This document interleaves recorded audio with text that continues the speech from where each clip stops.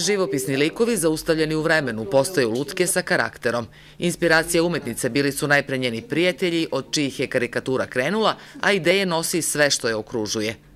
Verujte mi da mi se desi da na ulici sretnem nekoga ko me jako podsjeti na neku lutku koju sam već napravila. Verovatno su to ljudi koji ja nosim negde u sebi i tako izlaze kroz te likove. Milica se ovim bavi 4 godine, usavršavala se kod Elene Kunine, umetnice iz Izraela.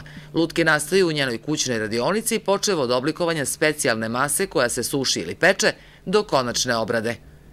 Neke sam lutke opremila sa nekim pletivima, nešto sam tkala, šijem, ušivam neke čipkice, trake. Sve u svemu, vrlo mi je važno da svi ti detalji budu baš urađeni mojom rukom. Prošle godine Milica je učestvovala na velikom festivalu umetničkih lutaka u Barseloni, a ovih dana je u Nišu imala svoju prvu samostalnu izložbu.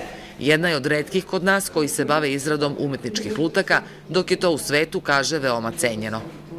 U svetu postoje ljudi koji su kolekcionari upravo ovakvih lutaka. Oni putuju na te izložbe i očekuju da kupe neku novu lutku. Milica je do sada napravila 50-ak lutaka, čije se fotografije mogu videti i na njenom Facebook profilu. Ima pozive da već na proleće izlaže svoje radove u inostranstvu. Kao njen mali doprinos godini Milanskog edikta, tu je skoro završena carica Jelena, a u planu je i car Konstantin.